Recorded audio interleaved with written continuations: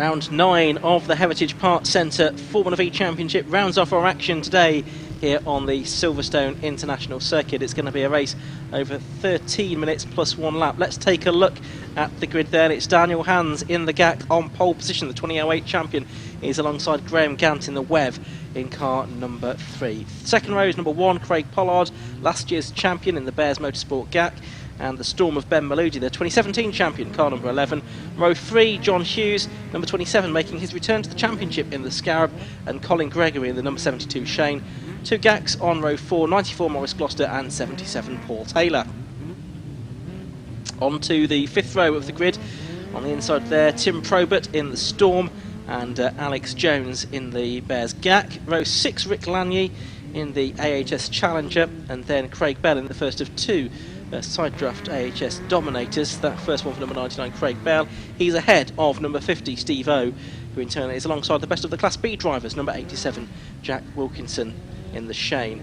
Row 8 further back than he should be on the grid, number 4, Ian Jordan in the Shane, and Andrew Cooper in the GAC.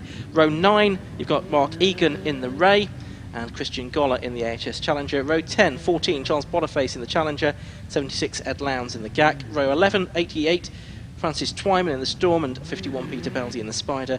Row 12 is 63, Bill Stenning in the Spider, and 28, Sam Engineer in the Storm. 13th row, Neil Aldridge, number 36, and Bill Garner, number 10, in Dominator and Shane respectively. GAC and Spider on row 14 for 16, Ian Ray, and 83, Vaughan Jones. The 15th row is 17, Elliot Mason Shane, and 40, Ivan Turner's Lee Stone. 16th row is 65, Philip Waterhouse, Filari Tasso, and the GAC of number 15, Mike Oldknow. And towards the back of the grid, it will be Peter Can, Andrew Smith, Richard Waddingham, Matt Topham, and Sam Wallbank, who round out the field, with a couple of drivers disqualified from the qualifying session, able to start at the back of the grid. Ross Price may well be joined if there's space by Callum Fife. So round 9 of the championship, as I say, it's Graham Gant that leads the way on 162 points from the first 8 rounds of the championship. He is 7 points clear of Ben Maludi, who is on 155. Ian Jordan 149, Craig Pollard 142 as the race gets underway. So very tight in the championship, and I'm expecting a very tight race as well. It's Graham Gant that's made the best of the starts. He is ahead of Craig Pollard as they sweep through Abbey for the first time, and then it's Danny Hans in 3rd place, Ben Maludi 4th. There you can see the 2 AHS Dominators together. 99 was Craig Bell and 50 was Steve O in the middle of the field. They started 12th and 13th respectively in the Alan Harding run cars. We need to watch out for Ian Jordan, number 4, who started in 15th position. He should make places up the order, because he is 3rd in the championship coming into this weekend and has been twice a runner-up in the championship. Big toe to be gained then, I suspect, on the hang straight. It's Graham Gant leading. Craig Pollard, though, is on the inside line as they go towards Stowe Corner for the first time. He is in the GAC. They are wheel to wheel on their Hoosier tyres, and it is going to be a Pollard, I think, that gets it turned in first. Maludi, I notice, has got ahead of Daniel Hans. No, he's not. Daniel Hans is back through, and Gant's gone very wide there as well. So it looks like it's Pollard from Gant now, then Hans and Maludi as they come down towards Vale for the first time in this race. John Hughes is there in 5th. It's probably looked like Paul Taylor in 6th. There's one to the pit lane as well, I think. I didn't spot who that was.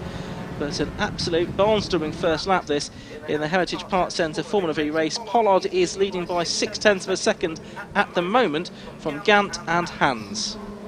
Yep, and as they scorch through Abbey for the second time, the man on the move is Ben Maludi, who closes up onto the gearbox of Daniel Hans. In the very old days, of course, the gear linkage came down the outside into the back of the gearbox. And if you tapped your opponent, you could knock him out of gear very easily. But that hasn't happened for a long time. And they fight their way through the twisty section of the track. Here's one car into the pits. We've got the I saw the AHS there with that very interesting dorsal fin behind the driver. That looks like Colin Gregory, I think, that's come Shane, in. Yeah, and he was 6th on the grid, number 72, Colin Gregory. Went pretty well last time out at angles. He's side by side for the lead, and along the hanger straight, it's Graham Gant that has got back through then, back ahead of the champion from 2018, Craig Pollard.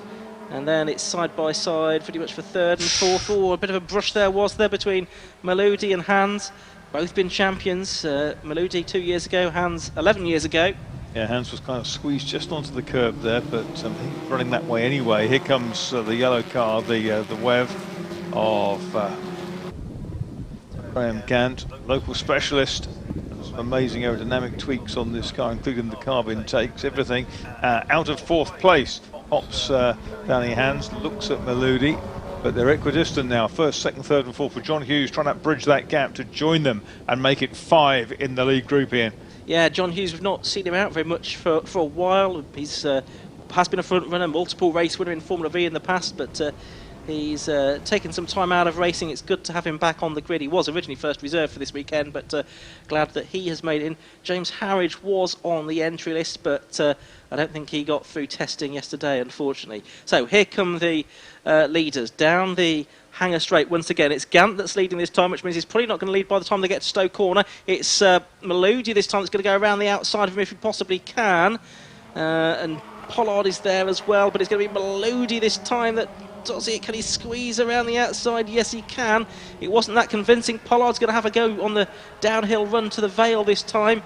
Ian Jordan, by the way, still 13th, so he's not made up a lot of progress from row 8 of the grid. But yeah, genuinely now this is a 5-car lead battle. It is. It's interesting how the nose has been altered on the GAC of Hans with that sort of a gasping intake in the front. Yeah, it is. That's something that's been sort of done by Danny himself and his team, his father, helping to run the car. So that's something a bit different over the last season or two. I think the GAC originally based on a Swift bodywork, wasn't it, from memory? Swift Formula Ford bodywork. The 27 car he used, that was a Vector bodywork, Formula Ford. Yeah, it was. Yes, you can see the reminiscent of the Vector cars that remember Pat Blakeney used to race down at Castle Coombe, for example. Anyway, leaders back onto the Hanger straight once again. So it's Meludi this time from Gant. Pollard, I noticed, to drop back down to 4th position, but look how they jostle for position. There's a secondary scrap, which is headed by Paul Taylor. You could just see in the background Tim Probert, Peter Belzy, Maurice Gloucester, Steve O, Craig Bell all in that one as well. And that time, somehow, Gant has managed to hold on to the advantage round there. So Gant, it is from, well, Meludi's trying to come down the outside here. He's going to get past Hans, is he? No, he's not. So it's Hans in the 3 bridge campers entered. GAC still there in 2nd place. It's Danny's business. Converting VW camper vans into very nice things indeed. And top 5 then. John Hughes, impressed to see him involved here so strongly. Tim Probert in the meantime has got to the head of the next group, and Peter Belzy has followed him through. So Paul Taylor in the Bears Motorsport GAC has dropped back down to 8th place now. Then there's a gap back to Steve O and Maurice Gloucester, 9th and 10th. Craig Bell 11th, Rick Lanier 12th, and Ian Jordan 13th.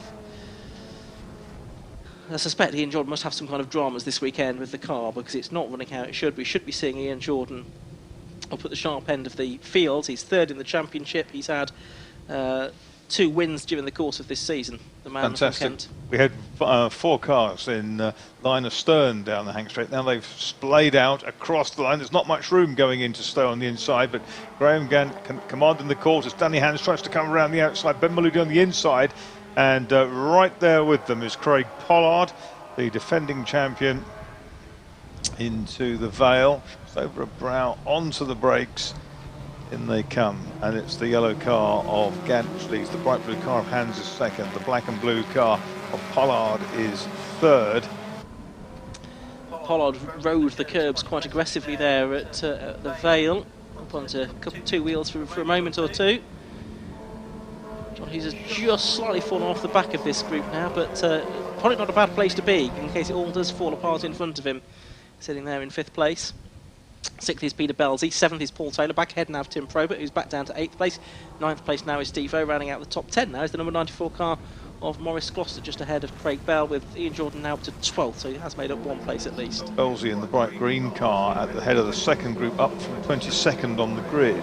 This is a good little battle as well. This is between good mates, Christian Goller and Jack Wilkinson. Christian Goller number 56 and Jack Wilkinson number 87. Goller you can see in the blue and orange car, the white and blue car, and Goller has one of his stated ambitions is to beat Jack Wilkinson if he ever bothers to turn up. Was I think Goller's exact words on his information sheet that I saw. Well, he has bothered to turn up, and Goller has got the better of him at the moment. That's for 15th and 16th place. Wilkinson still leading Class B. That battle fanning out down the straight. It looks like Wilkinson's going to get back ahead though in the number 87 car, the Shane Mark III. But it's a busy part of the circuit. You can see Mark Egan in there as well in the number 75 Ray. There it is. Martin Brown won the championship in Ray many years ago, converted Formula 4 chassis. Yeah, it probably was late 90s, something like that. Earlier than that, I suspect. There's the 41 car going through. That's Andrew Cooper in the AHS. In the GAC being run by AHS. Harding's concerned. The Gold Leaf Team GAC. Yeah, absolutely. I think that's the ex-Daniel Pitchford car, I seem to remember.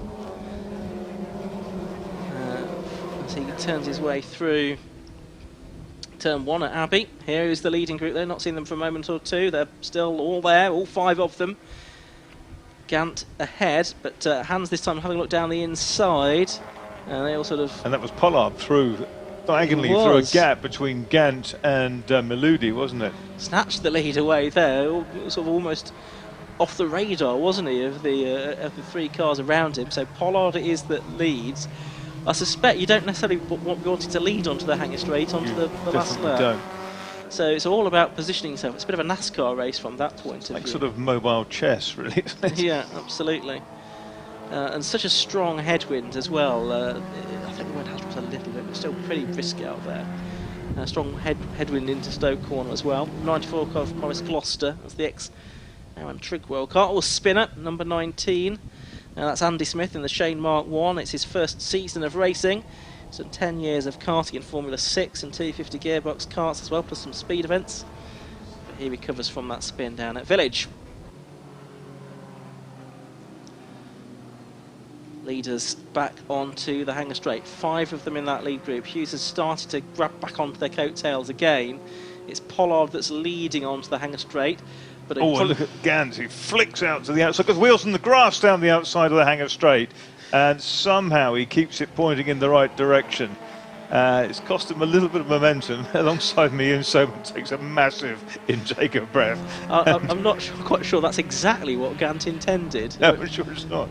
It sort of was on the right lines, but yeah, I don't think 2 wheels on the grass was part of his plan. Yeah, Hans now leads.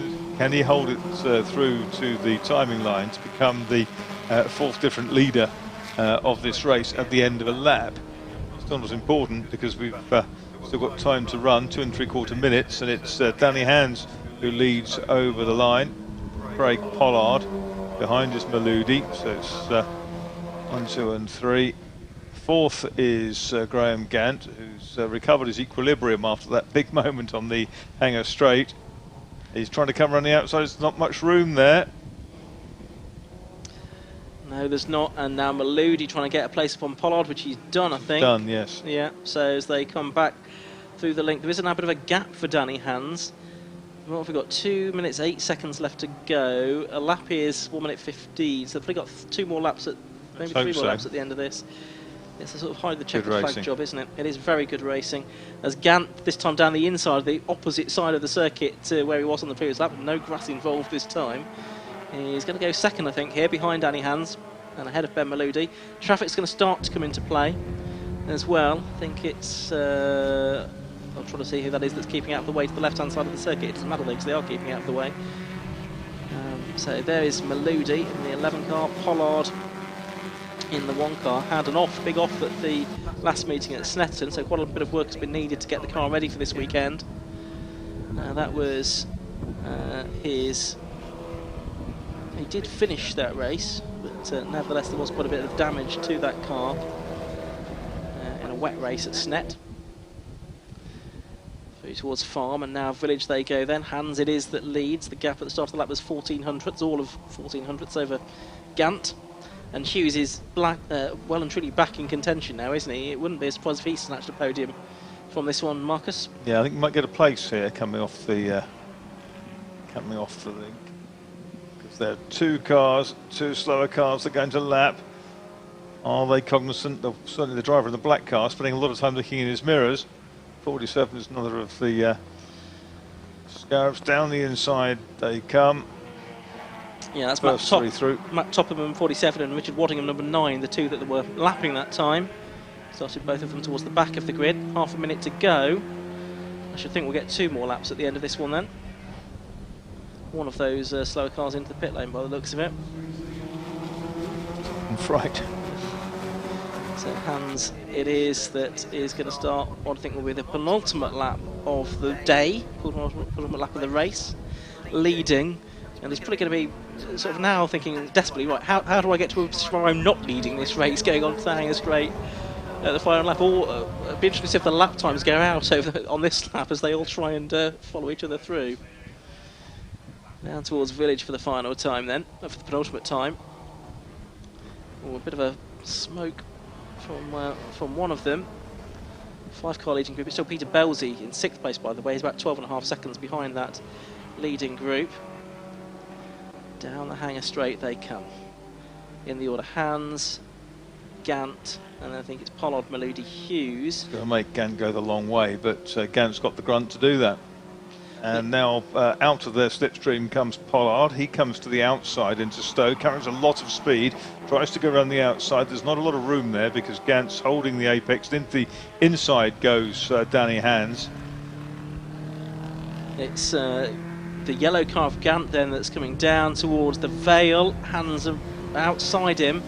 So it looks like it's going to be Gant leading on to the final lap. Now, you've said you don't want to be leading down the Hanger Straight for the final time, but how far back in the group dare you go? You're probably third might be okay, but 4th and 5th wouldn't be much good. Maludi is now 5th, by the way. He's behind John Hughes as well. Oh, the checker flag has gone out earlier than we thought, so that has worked out well for Graham Gant. So the checker flag went out a little bit earlier than I was expecting, and Graham Gant has taken the win then from Daniel Hans in 2nd place, Craig Pollard 3rd, John Hughes 4th, Ben Maludi 5th, Peter Belsey in 6th position, and it'll be Paul Taylor coming through in 7th place. So a slightly early checker flag. It was touch and go. I thought they've stopped on the jot of 6, haven't they? They may well have done. So as they're still sort of side by side coming over the line, including number 4 Ian Jordan, who comes home 13th, a rather unhappy 13th, I suspect, from his point of view, ahead of Alex Jones, Mark Egan.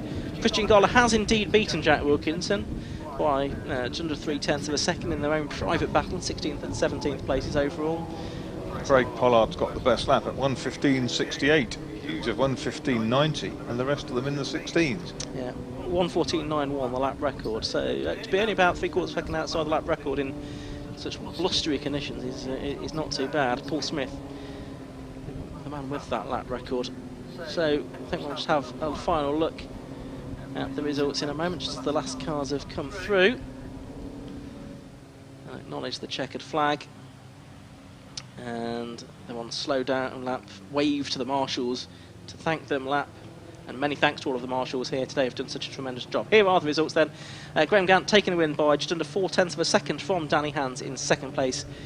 Craig Pollard, number 1, taking 3rd position. John Hughes, 27 was 4th, at 1 place on the last lap, ahead of Ben Maludi. Number 11 was 5th. Peter Belsey 6th, some way behind that leading group. Then Paul Taylor, Tim Probert, Steve O, etc. Maurice Gloucester was 11th, Rick Lally 12th, Ian Jordan only 13th in the Shane. Alex Jones went a bit backwards from 10th on the grid down to 14th. Mark Egan was 15th. Christian Goller beating the Class B winner, Jack Wilkinson to 17th. Andrew Cooper, Charles Boniface and Francis Twyman rounded out the top 20. For plenty more cars in the race as well. Sam Engineer and Ed Lowndes, William Stenning, another Class B runner, 3rd in Class B I think. Bill Garner, Elliot Mason, Vaughan Jones, Ian Ray, Ivan Turner, Phil Waterhouse, and Ferrari Tasso and Neil Aldridge rounding out the top 30. And do we get any more beyond that to look at? Yes, we do. Peter Can. Then we're getting to the lap runners. 47 Matt Topham, 9 Richard Waddingham, 64 Sam Wallbank, Andrew Smith number 19, and I think Mike Oldnow and Colin Gregory failed to make it to the end of the race. Well, that's it from myself and Marcus up here in the commentary box today. For the final time, we'll head down to Josh Barrett in the pit lane. Thanks, Ian. Our race winner Graham Gant's just run off to celebrate with his family. So that's let's do this in reverse order then and let Graham do that. Let's speak to 3rd place man, which was Craig Pollard. Well done, Craig. It looked like the engine a bit better than previous races this year. Yeah, we've made some changes for this race. No testing means that straight into quali it was always going to be the unknown, but it seems to be working better than before. still some pace to find, I think, but I think with a track like Silverstone, just like last year, depends who's last going onto the back straight of the train is going to get the toe to pass everyone else to get up there again. So it wasn't me this time. We had 2 wins last year and I was hoping for the same again this year, but it's another race tomorrow. One time I think all 4 of you were side by side heading up towards Stoke Corner, sort of typical Formula V racing round here. Yeah, especially around here. It's always good to race with Danny and Graham and Ben, and you know you can trust when you're going 4 cars wide on a circuit. So, well done on your 3rd place. Cheers, Josh. That was Craig Pollard who took 3rd. 2nd was Danny Hands. Danny, like I was saying to Craig, a close race, which is pretty typical around here, particularly in Formula V. Yeah, it was a really close race. A little bit disappointed, didn't get the win. I was leading on the last lap, which you probably don't want to be doing here, if I'm honest, especially with this wind. So unfortunately, I was leading on the last lap, and I got drafted down the back straight. So very difficult to defend that. Especially on such a wide circuit like here. Yeah, like I say, yeah, especially on these little single-seaters. At one point, we were like 4 or 5 abreast down the back straight. So yeah. The wind, how much does that make an effect in this race? Yeah, I think the wind made quite a big effect actually, especially when you're in the draft. It's very difficult because when someone overtakes you, you have to just quickly cut back in under them and try and get back on the draft again. But yeah, just a bit disappointed, but it was a good race though. Try again tomorrow. Yeah, round 2 tomorrow, so let's have another go. We look forward to that. Our winner though, that was Graham. Well done, Graham. It could have been any of you that won that one. Yeah, just fantastic race. I swapped. It's nice and clean. There was nothing going on that was silly, and yeah, brilliant racing. That's V racing. That's just a track like this. It's always going to be about who is not leading on the last lap. And Danny didn't see the board, so that was game on. I thought he'd seen it because as we came down the pit straight on the last lap, I felt he was hesitating a little bit and enticing me to overtake, but fortunately he didn't back off too much, and we managed to hold on to him down the straight. And I think the engine's very good in this car, and that's all you need in a straight line. So yes, very good, fantastic race. One lap we saw you had 2 wheels on the grass heading down the hanger straight. Yeah, It was a bit dicey. Yeah, that was perhaps a trifle optimistic to try and I think it was Ben I was alongside, and he obviously wasn't aware I was there, and I moved to go around the outside, and he just drifted across gently, and I had a choice of either going on the grass or backing off a lot, and I just chose to rough ride it on the grass for a little bit, which was a bit exciting, but we got away with it, fortunately. Well done on your win, and good luck for tomorrow. Thank you very much. Yeah, we'll another day. We'll see how it goes. Thank you very much. So well done to Graham Cantar, winner of our final race of the day in the Formula V. We've got lots of racing to look forward to tomorrow. I think it's a 14-race programme here at Silverstone. We'll be joined by more championships from the 750 Motor Club Classic Stock Catch, the Clio 182 Championship, as well as Sports Specials. We'll have guest races as well from the Welsh Racing Drivers Association. The V's will be back, as well as Hot Hatch, as well as some of the other earlier races here at Silverstone. So join us on Alpha Live again tomorrow for lots more 750 Motor Club action from about 10:30.